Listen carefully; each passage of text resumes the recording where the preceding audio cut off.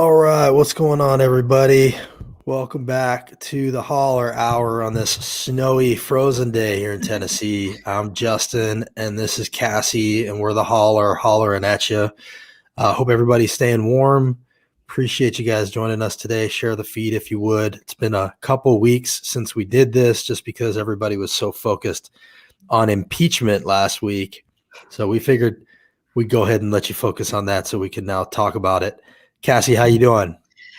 Pretty good. Just trying to stay warm and been going on lots of snowy walks with my dog, which is really fun. Your new She gets very dog, frisky. Yeah. Moose. Moose. She's sitting right at my feet right now. Hopefully she stays quiet. Fantastic. Well, definitely make sure you follow the Holler all over the state. We have hollers everywhere because of you. Truly, that is because of you. So thank you to everybody who is chipping in monthly. We have some big news. We just got a new shipment of these Holler hats. This is a sweet gold and black color. This is blue. This is gray. And then this one's kind of funky. This is a brown one. That's a new thing. And that all happens if you chip in monthly, $10 a month or more, we will send you a Holler hat. We really do appreciate you guys chipping in. Follow all the hollers. Before we get to our guests today, they're going to be joining us in a few minutes. I figured we'd talk a little bit about what just happened. We had an impeachment trial, and he was found sort of acquitted, but not really. It was the most bipartisan impeachment trial in history, 57-43. And obviously Mitch McConnell then went on after and said he blames Trump, but was going to vote not guilty anyway, which is just an admission that they're really not here to do the right thing. And why, his whole thing was like, well, he's not president anymore, so I can't vote, to convict him. Whose choice was it to do the impeachment trial? McConnell delayed it until he was gone, and then until he was gone. Said, we can't do it. He's gone. It was 100% McConnell's decision. Leave it up to Marcia and Haggerty to do the wrong thing always. This was Cassie's finest work. This graphic covering for an insurrection is participating in one. They chose Trump over America. They absolutely did. There's no debating that.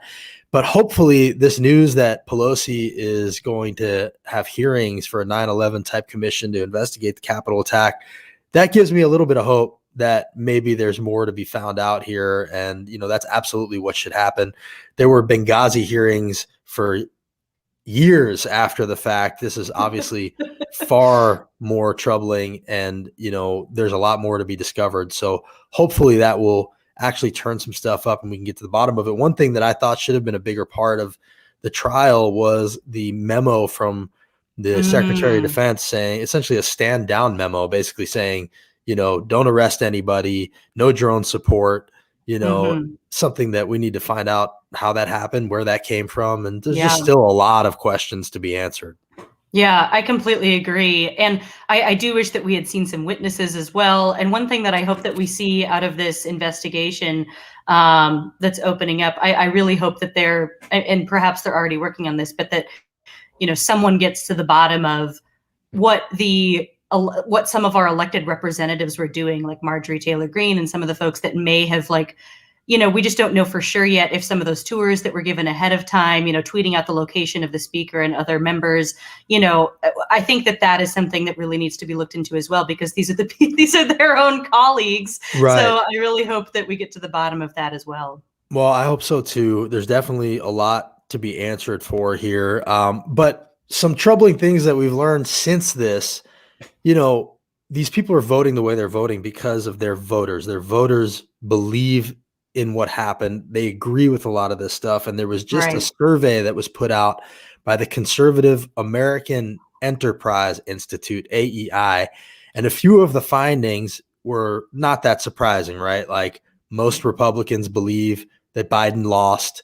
Most Republicans believe that voter fraud was widespread. But then there was one that actually was a little shocking. And I mean, I won't say shocking because it isn't really that surprising, but it's just surprising to see it in writing. 55% of Republicans support the use of force as a way to arrest the decline of the traditional American way of life. Wow. 55% of Republicans support the use of force as a way to arrest the decline of the traditional American way of life. Now, I don't know what the traditional American way of life is, But I presumably mean, they're just agreeing with that sentence in this survey.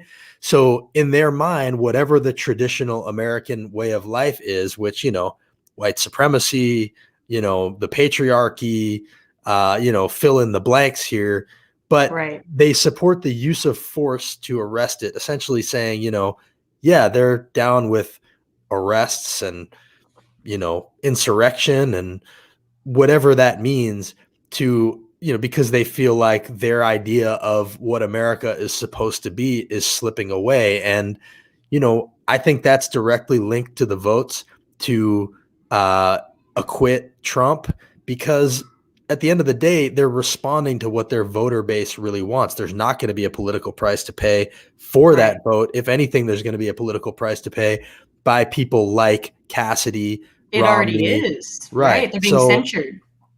I just find that pretty shocking to hear that use of force coming from the people who say they love freedom, coming from the people that say, these, right. I mean, it was shocking to me to read that.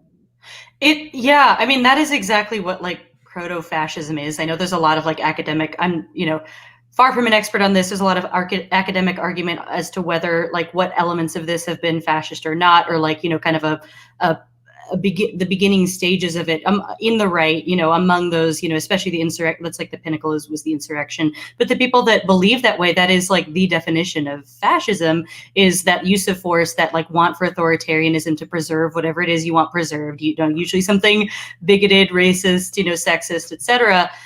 Or like, preserving class interests as well. I mean, that's an element of it that isn't quite there yet. But anyway, it's really troubling. That's extremely troubling. And I totally agree that like the consequences are for the Republicans that voted to convict. I mean, we've already seen it, as you said, with Cassidy, and there was someone else, one of the other members has already been censured by their own state Republican Party as well. Yeah, that's where the real This is what the voters want. is coming. They're coming from these people who are saying, we didn't. This was a great quote, and actually, I'll share this video because we have it ready. But this was a video from a Republican county party chair in Pennsylvania, and he basically said, "We didn't send you up there to do the right thing." This is, I don't know his name, but this is he's talking about Senator Toomey. We did not send him there to vote his conscience. We sent him there to do the right thing, or whatever he said. We did not send him there to do the right thing, he says out loud with zero sense of self-awareness. Yeah. I mean, it's just an amazing thing for them to say these things, and he means it. They're not sending people there to make decisions based on morality. They're sending people there to make decisions based on, what they believe is morality. And in this case, it's to defend everything that Trump does, no matter what it is, even when it's essentially to incite a mob to kill them. And as John Favreau says, 43 Republican senators voted to protect the man who incited a mob to kill them, which is exactly what happened. So it's really troubling. And, this is what we're seeing on the federal level. And now we can sort of walk this towards what we're seeing on the state level.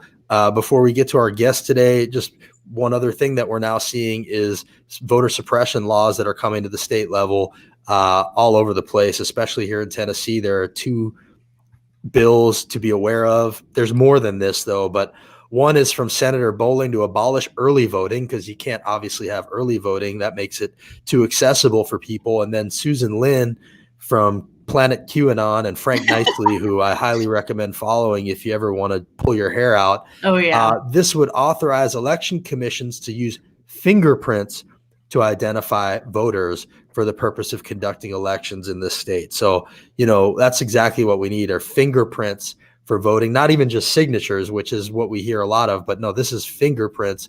It's really just them using the big lie of the Stop the Steal to now crack down and make it even harder to vote. Not that they need that here in Tennessee, because we're already at the bottom in voter turnout, but, never let, what's the saying? Never let a tragedy.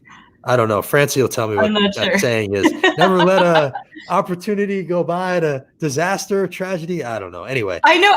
It's like I know what you mean. Right on the tip of my tongue. Somebody write it in the comments, because now it's going to bother me a lot. Someone will know.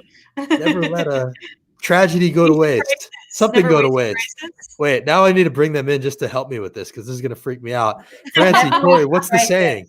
Never waste a crisis. Go crisis go to There waste. it Thank you. is. Okay. We got it. Anyway, so it's not just voter suppression bills that we're seeing all throughout our state. Tory and Francie are here with us to talk about another horrific bill among many. And let me just set it up by saying what it is. It's by Mark Pody and one of my favorites, Jerry Sexton, a Tennessee legislator who suggested white people may become slaves one day, is introducing a bill to allow men to stop abortions. It's HB 1079 and SB 0494. Francie, Tory, thank you for joining us today. Will one of you tell us exactly what this bill is? Yeah, sure. I can jump in there. I mean, this is essentially we're trying to figure out a good name for it. We've gone around and round. Right today, it's like a forced birth bill or an impregnator permission bill. But essentially, it's an unconstitutional, insulting bill that would give the suspected impregnator veto power over another person's abortion decision. In essence, that's kind of what it does. And and from our view, and I think most Tennesseans' view, because most Tennesseans actually do believe in allowing a person to make their own private medical decisions. A pregnant person must have the ultimate control over their body and their pregnancy. I mean, hands down. And so this very insulting, dangerous bill would make it so that, pregnant people wouldn't have the power to make our own healthcare decisions, and essentially would be handing it over to another person. And we don't think, like, not a judge, not a partner, and certainly not even a rapist, regardless of paternity, which is not required in this bill. We're allowing these Tennessee politicians to overstep, and they couldn't be more out of step with what we really need when we're suffering from Governor Lee's botched response to the pandemic. It's really wild. First of all, I should comment on your hat. Thank you for wearing that hat. Yes, it really looks good. It was my Christmas present to myself. Yeah, I love it. So Jerry Sexton, a couple of his greatest hits are, he wants to designate the Holy Bible as a state book of Tennessee, ban same-sex marriage, obviously, preserve Confederate statues. He also just recently had had the state purchase hospital gowns at inflated prices manufactured by his furniture company, which is really interesting. And he also once said to me, when I asked him about David Byrd, who apologized on tape for abusing girls, he said, we all make mistakes. So that's who we're dealing with here. Is there any sense of shame by these guys that they're two men proposing this thing? Like, you would think they would find a woman, Tory, to at least make this look a little bit better. Well, and I think the hypocrisy is just compounded when you look at the fact that these are the same types of legislators, their same ilk, who are proposing bills that allow an individual person to have full control over the firearms that they own and where they use them and how they use them. Right. But when we look at a person's body and the decisions that most deeply impact their lives and the lives of their families, right, everybody has to be involved in that decision. So don't tell me how to use my gun, but we're going to be sure that everybody's involved in the decision. And I think that just underlines that what this is about is power and control. Yeah, I think that I totally want to echo that too, because I think that this is one of the bills more so than maybe even others, even though it's always been obvious that it's about control. It's pretty transparent. But this one I feel like is even more obvious because it's like it just gives the man, again, without even requiring a DNA, test for paternity. Obviously the whole thing is fucked up, but they don't even require that. It's so apparent with this bill that is just, they're saying the quiet part out loud. This is just about control. And think about what this does to your relationship, right? Because we know that pregnant people take these decisions very seriously. They're often in consultation with their partner, with their family. They're usually doing it guided by their own faith. Obviously, they're doing it with the guidance of their physician. And what does that do to the relationship when, usually in a relationship, you want to come to terms on a fair and equal basis. Like, I don't think I'm ready to, carry this child to term. We already have several children. I don't want to have another one, because most abortions happen from people who already have children. And you want that partner to really say, no, if they really do feel like I really want to have a growing family, for you to deliberate about that in a serious manner. And what does that do to that negotiation when that other partner has such coercive power to say, and if you don't agree with me, I can take it to the state? That is incredibly dangerous. And what does that do to the woman, or that pregnant person? It will silence that person, and they're probably not going to say anything. I mean, what does that do to the relationship? And it doesn't really allow true openness to actually think about how you want your family to be grown or not, so those are all really good points. And one of the things that I saw coming back when we posted about this bill, and it made national news, by the way, Huffington Post and The Cut and all kinds of publications that picked it up, it was, if they're going to do that, then men should also have to prepay for 18 years of child support and, all kinds of expenses that go along with this. And also, the idea that they don't have to prove through a DNA test that they're the father. I mean, it's absolutely wild how much they want to put on the woman here and how little they want to take onto the men. And, it always brings up the point, which is if they were really pro-life, they would be for things like Medicaid expansion, paid leave, things that actually help women make this decision, not making it illegal. And, if you can you tell us a little bit about, some of the other things that are out there that actually would help women and would actually have an impact on this? Absolutely. Well, I also want to make one quick other point, which I think is a feminist point. So I want to make that, like, I think one of the things that stirs people up about this particular bad bill is that it really focuses on taking the power away from, to genderize it here, women, and takes away any leverage that she may have in coming to the table to say, this is what I require in order for me to carry to term. I'm going to need you to get a job.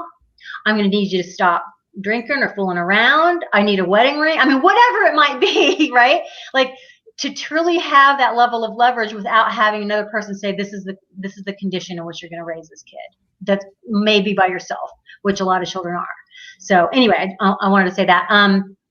Yeah, I think that there are a lot of good bills out there that could be focused on. I know that Representative London Lamar has a bill that recognizes doulas as healthcare professionals, which I think will help more people have access to doula care. There's other ways to support incarcerated women and making sure that they're getting mammogram support and things like that. And I have to say, like, in terms of all of the bad anti-abortion bills out there right now, this impregnator permission bill or the forced birth bill is kind of least of our worries. It's the most I would say it's the most offensive, but there are other pieces of legislation that I do want to raise on the show real quick so people are aware. There's a fetal remains burial bill by Senator Bowling and Representative Rudd, which is essentially a bill that's meant to shame people by requiring fetal remains to either be buried or cremated. There's another pregnancy and birth coercion bill, which would require the pregnant person to complete a consultation, which would coerce birth by the Department of Health. And they're forbidden to speak about abortion as an option. I mean, we know logically you can carry to term, you can adopt, or you can have an abortion, and they will not talk about that abortion as an option. So it's not truly consultation. There's another personhood bill, which is really weird, by Senator Bell and Representative Terry. And this inane, misleading bill states that a person cannot sue due to wrongful birth or wrongful life by claiming that they should have been aborted, which seems weird, but when you look a little closer, it's in effect the harm of this bill is basically defining the fetus as a person. So that's kind of what they're trying to do in code, unless there's another thing that they're wanting to change later on through an amendment. And then finally, Pody Why stop there? He's got another bill, which is essentially another 6-week abortion ban, and it would it's basically it would ban abortion once a fetal heartbeat is detected. So even though they already passed that last year, he wants to do it again. In fact, they're so adamant about it. There are 2 Senate sponsors already on 2 different bill filings with the same exact language of the bill. One of the amazing things about Pody is I've been up on the Hill a few times recently, and dude won't wear a mask. He's so pro-life that he won't even wear a mask to take care of the people around him. It's so hypocritical. He's also somebody, there's a video of him saying that he believes he's fighting Satan, which I don't think he's alone in that. We understand that feeling, Pody. Right, exactly. Yeah. So, and then we also recently had Governor Lee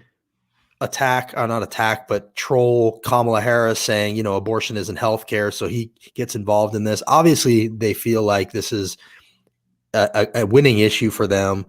One that I believe a lot of them actually do genuinely care about, though. I don't think it's all trolling. I've had some genuine conversations with people who are on the other side of this issue.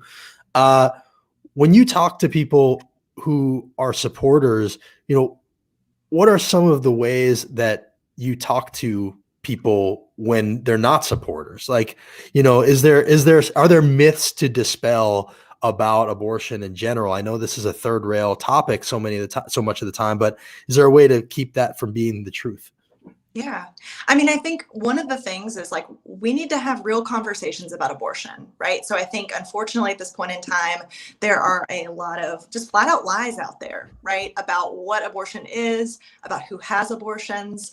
1 in 4 cisgender women in this country will have an abortion by the age of 45. That is a lot of people, right? And I think that we lose sight of that. And I think that a lot of folks that write this type of legislation who, I'll give them the benefit of the doubt. I think some of them genuinely care about families. I think a lot of them don't. But, Sure. For those who, I think they could start by talking to pregnant people. Yeah.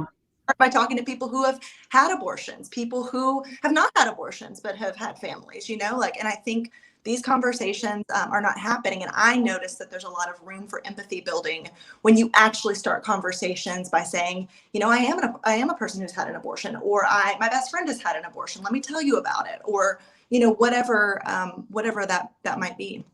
I think that's such a good point. That's because I think that the work, if there's work to be done, like one of the big areas, and obviously you guys are experts on this, but is to kind of get rid of the stigma as much as possible. Like, I know it's really difficult for a lot of people to talk about, but if someone feels comfortable and if they're in a position where they can talk about it, that seems like it's an important aspect to this, because it's really, it's kind of frightening just how far the argument has slid in the conservative direction, in the past 50 years or so.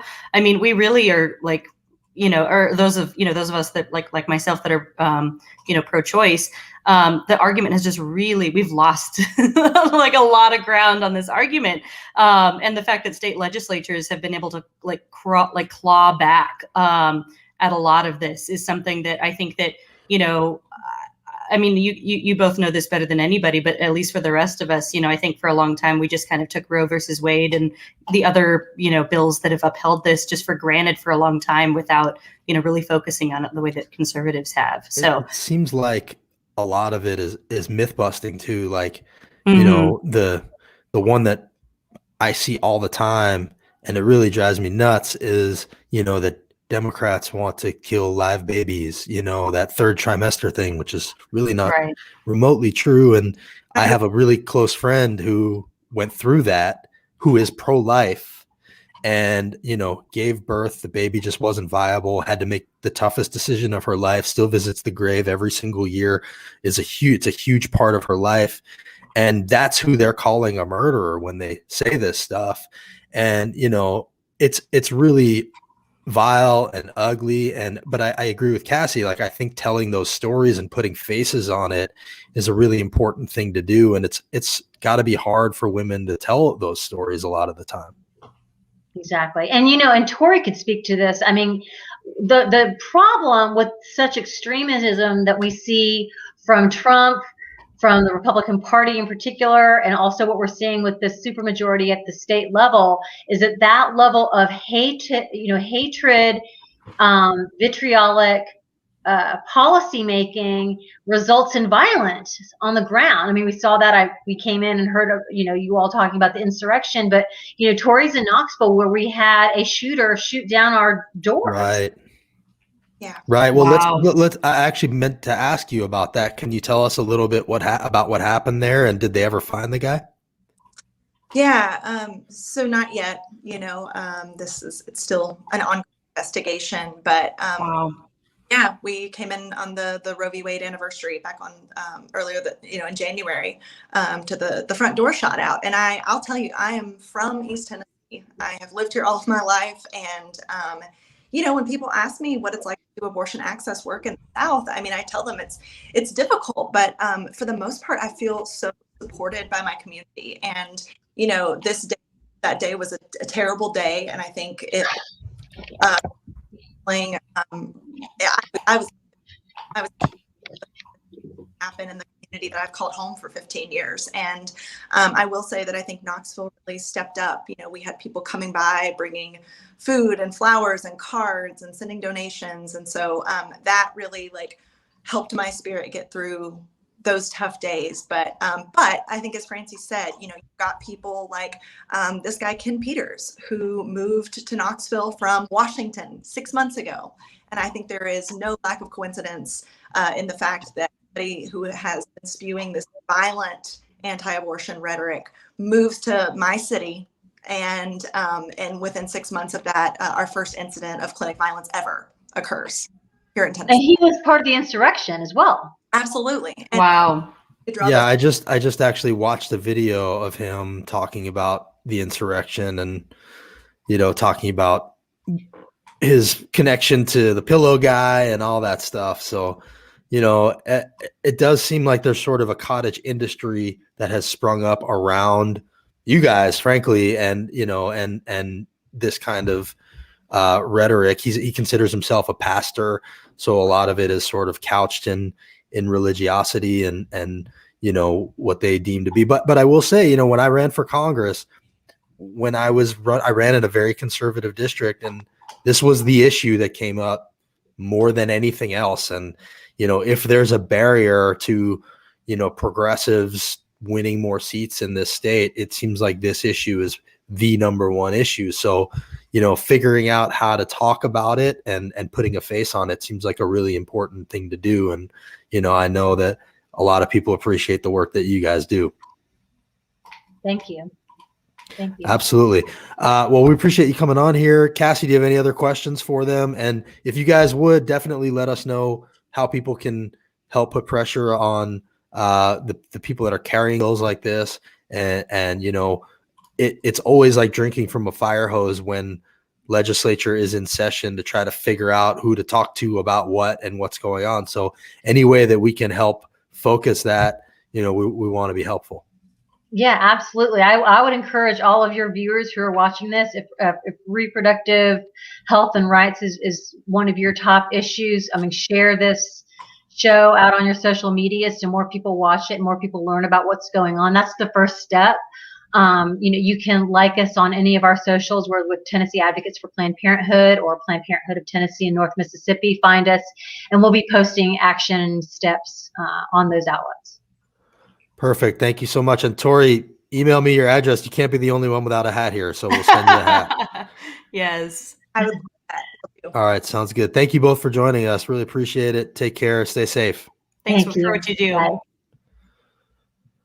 All right. So, that's definitely, to me, the biggest issue that progressives have in Tennessee is or making ground in rural parts of Tennessee. I should be more Right. specific. Biggest uphill battle. The biggest for uphill sure. battle is that issue right there. And, I don't claim to have all the answers. I think we try to regularly talk about that one quote that we heard on Afton's show, Right. which was that I'm going to forget this too. Wait, no, I got this one. It You was got it? Republicans try to make abortion illegal. Democrats try to make abortion unnecessary.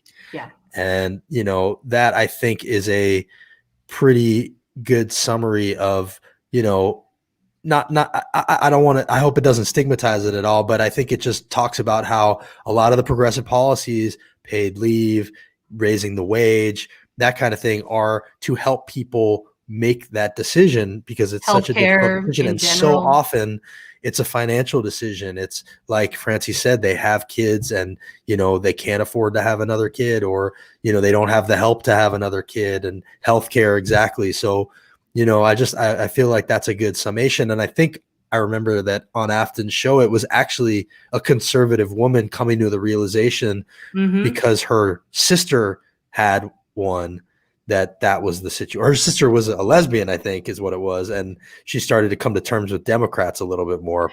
I think that's what it was. Yeah, it's a good episode. We'll have to repost that one. We should It was repost a it. But really great anyway, episode. it transitions us nicely to our next guest, who is here from Williamson County. Kelly Baker, halfway the chair of the Williamson County Dems. Kelly, how you doing? I'm doing great. How are you guys doing? It's been a while. Been a while. It has been a little while. It has been a little while. Yeah. Well, thanks for coming in here. We wanted to have you on today because you put out a press release today, essentially welcoming the Republicans who don't feel like they have a home in the Republican Party anymore with open arms. Can you tell us a little bit about what prompted that? Yeah, so it's for our new non-Republicans. You know, lots of folks have kind of fallen different places on that spectrum from Democrats to Republicans. So we want to be real wide open and say non-Republicans. We have received just a bunch of emails, calls, messages from folks that have watched what's happened, especially on January 6th and since then, and said, this is not a group of folks, a party that I can align with. And so what's really come through in all these messages is just the heartbreak that people are experiencing, that, you know, they're looking around and realizing that not only does the party not represent them, the GOP no longer represents them, but a lot of their friends and neighbors who have once shared those beliefs with them are not necessarily the folks that they think that they are. And so the heartbreak is just really coming through. And one of the things we wanted to say is, hey, you're welcome here. You don't have to follow every tenet, every issue that the Democratic Party has a flag about to be a Democrat. You know, we're a big tent party, and let's just embrace everybody and meet you where you are and see how everything really fits together. All right. So we are all three Williamson County folks sitting here right now. What can you tell us about the state of the Democratic Party in Williamson County? Is it changing? Is it heading in? I'll just give you my personal experience. You know, when I first moved here 4.5 years ago, I went to a Williamson County Dems meeting, and it could have been held in my closet. And then Trump won, and in the wake of that, it was, you know, 150, 200 people weekly. How is it going now? Yeah, so I joined probably right after you did. I think my first meeting was in January of 2017, and I always tell people it doesn't take much to figure out what brought me there. I've always been an active, you know, I've always considered myself a Democrat, lifelong Democrat, but I just wasn't really an active person until Trump happened. And we saw a huge wave of folks wanting to get involved. If anything, the silver lining to Trump was that all of us who once stood on the sidelines said we can't stand on the sidelines anymore. And over the past 4 years, the amount of ramp up has just been remarkable to watch. So, you know, pre-pandemic, we were getting big numbers of turnout. It was great. Post-pandemic, or this time, sorry, current pandemic, we're not post-pandemic yet, that's wishful thinking. We really managed to shift to an online platform. We were able to get our meetings continuing to go. We were actually having more turnout at meetings than we were having previously. And we were realizing that, you know, we have, especially here in Williamson County, where everybody has access to internet, more or less, we could continue on with the same speed that we were. And so we went from being, you know, kind of a small group to a very strong committee organization to now having just a really strong volunteer force. It's probably about 150 people strong. So, you know, during the election, we had people going out and delivering signs. We sold 700 plus Biden-Harris signs across the county. We sold out, couldn't get enough in. We had poll watchers at every polling station every day of early voting and the election day. So we've been really growing and getting that forward momentum going. I'm very excited to see where the party's going to go in the next 2 years. It seems like people, you know, regardless of the numbers, people are less afraid to show their flag. You know, like people were, even if they were Dems before, they weren't as willing to like put out the yard sign or throw on the bumper sticker in Williamson County. And now it seems like more and more people are willing to do that. Cassie, have you seen that around here? Yeah, I mean, full disclosure, I actually am involved with the Williamson County Young Democrats, and I know Kelly very well. Sign off. No, I'm just kidding. I mean, shocker, right? I don't know.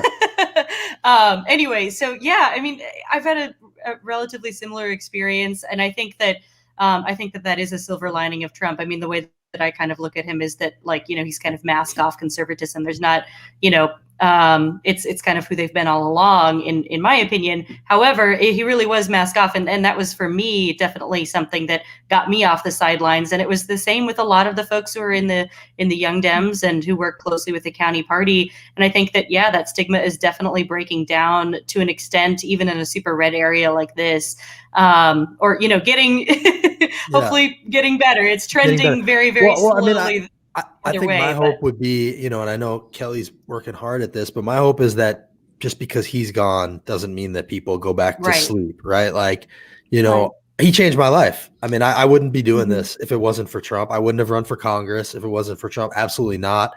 You know, and now it can't be like, okay, he's gone, now we go back to doing what we were doing. It was never just about that election. It was always a process. It's never about the next election either. You know, this is about the process. So, Kelly, what's the pitch to people, you know, when they reach out? Well, when they reach out, we always tell them, hey, you know, there's no off years, especially when you're an underdog, there's no off years. But to your point of how do we keep the momentum going? Well, one of the things that we've done in the past 4 years is focus on data capture.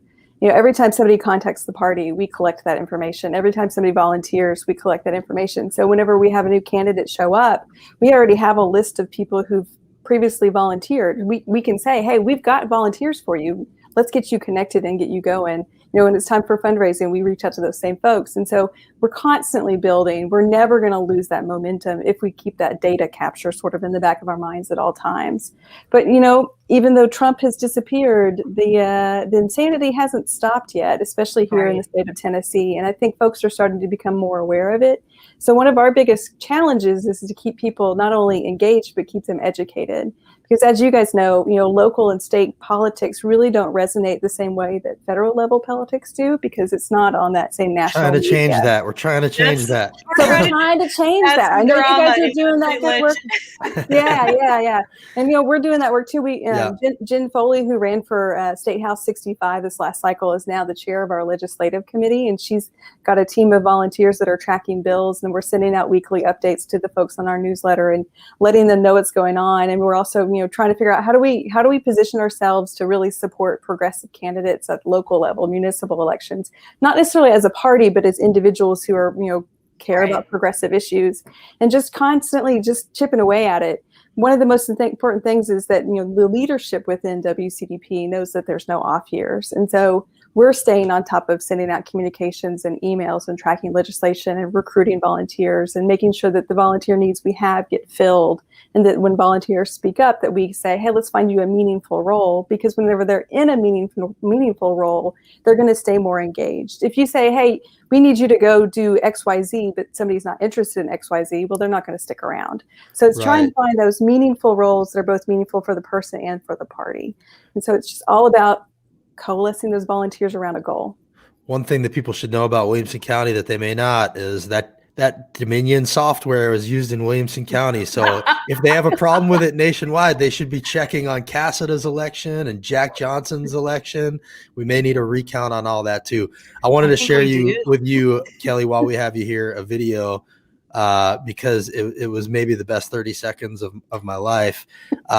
This is my representative, Glenn Cassada. I had a chance to say hello to him on the Hill last week, and here's how it went. Don't you think actually protecting female athletes would be investigating what they? I don't know why the left is so far. Why is the left so against females? Why do you want to get hurt in sports? Why don't you go investigate that you serve? You are such anti. Why aren't you in prison yet? So here are my questions for you, Kelly. What is he talking about killing women? I don't understand what that was. And also, Is this guy going to prison? When is this guy going to prison? Oh man, I don't know what I mean, I can't decipher the things that go through Glenn Cassett's mind. I mean, Do you want to? Do you No. want to go there? I really don't. I mean, I love a good dumpster fire. In fact, I have like a dumpster here behind me. If y'all, Yes. there, my little dumpster. I do love a good dumpster fire, but no, I don't even. Okay, here I'll ask you a question that you actually can answer. Do we know who's running against him next? That's No, the next question. we haven't found somebody as of right now. Of course, Okay. We're always looking. I have a few people in the back of my mind that I always hope that would run. And, you know, Justin, I know you live in that district. So, I mean, I would just that debate. You could do it just to troll him, even. I mean, don't you love trolling him so much? I feel like just let me know if you need joy. money for that campaign because I'm ready. It's really a joy. We'll talk. I feel like I'm doing more good with the holler though. So you could do both. It could be like either or. All right. Well, fair enough. We could talk about it. Troll campaign. Yeah. Well, I see Senator Heidi Campbell's watching. She says one thing she's noticed is we have a lot of different organizations in the state working towards the same goal. True. And it leads to disorganization and redundancy. Do you have any thoughts about that, Kelly? I do. Yeah. So unfortunately, I just resigned from the state executive committee, but I did represent Williamson County up until about 2-3 weeks ago on the state executive committee. So that's something that came out a lot with our chairs race and the different candidates speaking about that. One of the things that we've done is that legislative committee, and the legislative committee is connecting with all those organizations that are monitoring legislation, because why would we, spend time monitoring bills that impact Planned Parenthood? They do such a good job with that. And so connecting with those groups and rallying behind the efforts that they're doing, and just never trying to be siloed in a turf war. It's not about who does what first. Like if Sunrise does an amazing job at something, great. Let's support them. Let's send volunteers towards them and their efforts. I don't need to be in charge of that. I don't need my name on it, nor does the county party need their name on it. We all need to just be cheering on, supporting, applauding the work that other groups are doing. And then, basics, communication, reach out to the different groups. On that note, so do you have a sense of if somebody says, what does the Democratic Party stand for in Tennessee? Mm-hmm. Is there a quick answer for that? Is it going to be a different answer wherever you are? Is there work to be done to define that? Well, so I always tell people, and this is kind of goes back to, we have new non-Republicans reaching out. I tell people we all have different priorities. Different issues rise to the top for different people, and that's okay. And the one thing that we have to do is to make sure that we understand that my priorities are not any more important than someone else's priorities. So, if social justice is the number one thing that you give all your time and energy to, fantastic. For somebody else, it might be climate and it might be environmental stuff. And that doesn't mean that we have to compete with one another in order to have both those things considered valuable. It just means that we've got to support one another whenever someone else finds an issue that's more important to them. But it's not a competition. And sometimes you can say when it comes down to budgetary concerns, if you're actually an elected, sure, there's some competition there, but that's not where we are right now with the Democratic Party in Tennessee. Yeah, I think that's a really good way of framing it. And I also think that with that awareness, hopefully with time it comes, one thing that helps make it less of a competition is realizing how all of those issues are interlocked and interconnected, which I think, is something that that's helped me, in my own, kind of political consciousness, but also in having conversations with other people about I really, really care strongly about this. And then, we start talking about how it connects with all of these other things just so deeply. So I think that's a good way of framing it. Yeah. One of the things that's really important to think about is root cause. So, we guys were talking about abortion debates, and folks, everybody sort of has the same concern about the root cause. The root cause is unwanted pregnancy, right? How do you avoid unwanted pregnancy? Well, you provide women health care and access to, affordable or free birth control, and, make sure that folks can afford to have children, and that we're supporting, families that need assistance. If root causes, right. Root cause. I mean, when you say root cause, the thought that comes to my mind always is inequality, and, people not having the resources. Education is an inequality issue. Healthcare is an inequality issue. Totally. Wages. Yeah. And so, the more we can lift up those who need it most, crime goes down, people find it less necessary to have abortions, people in the community the schools get better. Like if you really want to address these issues, inequality does that, and across racial lines, this is something that I think a lot of, Reverend Barber talks about all the time is, it's the poor people's campaign. And, Williamson County, I think we face that a little bit less than the rest of Tennessee. But it's still an issue in Williamson County. I mean, you go 5 minutes outside. I mean, look where I live, even I'm kind of right on the line where it gets super rural. And Williamson County, I think, is number 1 or 2 in food stamp usage. People wouldn't even realize that. So, it's everywhere. And I highly encourage people. I always say this, but when remote area medical shows up to give people health coverage or health care, like you see that we're so close to a third world country in so many ways. And root cause is really something I think it's a good thing to be thinking about. What I always tell people is that the Democratic Party is trying to build a more equitable Tennessee. And where the disparities exist in equity, that it just depends on where you are and what that is. But at the end of the day, it is about just building equity. And, things like not having access to affordable housing in Williamson County impact our economy. Definitely. I was talking to somebody who manages a golf course nearby, and he was telling me that they have this rigorous background check process, and it's very expensive to hire groundskeepers and wait staff for their clubhouse, and they pay like $15 an hour, and that's a decent wage. I mean, we want everybody to make $15 an hour, but if that person they're driving in from Nashville to take those jobs because you can't afford to live here on $15 an hour. And if the person got a job in Nashville and could get the same wage, but less of a commute. So those dollars are leaving. Right. So those dollars are leaving. And so he was telling me as the manager of a golf course, he needs more affordable housing, thus meaning he needs the county to be more equitable. Right. So everybody can live here. So it really goes down to that root cause of equitable opportunities. 100%. Right. Absolutely. Well, Kelly, thanks for joining us. I see Angel asking if you don't greet ex-Republicans with "Welcome to the Devil's Army." No, I'm a lifelong Democrat and a lifelong Southerner, so I've heard many unkind things. I generally try not to dish it back out. Yes, that's smart, and it's never too late. And again, like, doesn't help to say "I told you so." So anybody that's starting to feel like they were wrong or seeing the light. It's never useful to be like, see, we told you, it's too late. No, it's never too late to see the light, to change your mind. There are definitely people that are feeling that way. I mean, even in Franklin, there's David French, who, he's an outspoken conservative who has, been very anti-Trump, and there are people all over the place. So I think it's good that you're putting out that press release to let people know that you're there. And I think all the county parties should do what you did. And we appreciate you coming on here. Sure thing. You guys keep on doing what you're doing. All right. Thanks, Kelly. Take care. So that's the Williamson Dems. And, really, when I first got here, it was a tiny group, and it has grown a lot. So if there are people out there in Williamson County or anywhere, definitely go check out your local county party. It's a good way to meet people and stay involved. And, it shouldn't just be about elections. It's definitely got to be a year-round thing. So, yeah, completely agree. And there's so much organizing to do.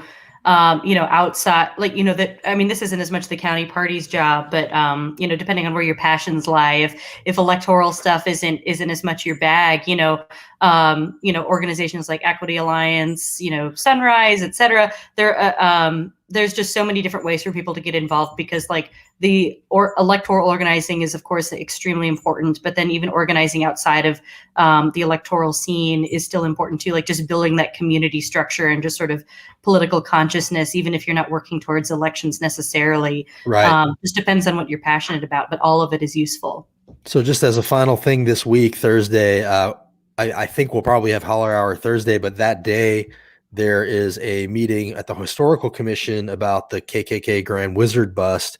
Governor Lee seems to be on the side of moving it, but Sexton and Lieutenant Governor McNally are trying to make it harder. They're basically saying that it's not properly before the Historical Commission and that the Building Commission needs to weigh in, but the Building Commission just met and they didn't talk about it. Anyway, Thursday is the meeting. Definitely feel free to email people in the Historical Commission. We can repost the email, but it's going to be a pretty big vote. And I'm actually going to speak at the thing, Right. I figured I would weigh in and say something because it's just time for that thing to go. And there's no excuses anymore. Also, on that note, a man who owns the Grand Wizard bust next to I-65, he left $5 million in his will to his dog. So this is the guy who owns that horrific statue on next to the highway that Republicans won't even let Democrats block for free because they want you to see it. He left $5 million to his dog. And, you know, the bottom line of all this is Governor Lee says he doesn't want to see whitewashing history, but he thinks it should be moved. You know, the whitewashing of history is those statues.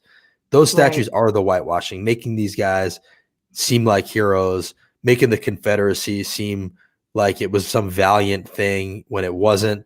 And, you know, it just brings us full circle because really what we saw in the halls of the Capitol were those Confederates and their offspring trying to, you know, bring it back because this thing never really ended. So it's important to keep fighting. And I think everybody needs to do their part. Yeah, for sure. Sorry, Moose was getting a little antsy. No, go get your dog. Go get your dog. But I actually wanted to say that I just a very quick note on that. I completely agree. I think that there's just the simple point that I have on that is that we never finished the work of Reconstruction. You know, I mean, how long has that been? You know, late 1800s. We've never finished that work, and so it's still lingering. It's something we've never nipped in the bud. It's just kind of reinvented itself. You know, we need to get this thing done. It's ridiculous. We need to get it gone. And let's give the final word of the day to Ashley, who is a regular at the Capitol, and he is constantly a thorn in their side to get this thing moved. And he says, remove the monument to the KKK. Remove the monument to the KKK. Remove the bust of Nathan Bedford Burns. There's no room for hate in our Capitol. Remove the damn bust. We'll see you guys on Thursday.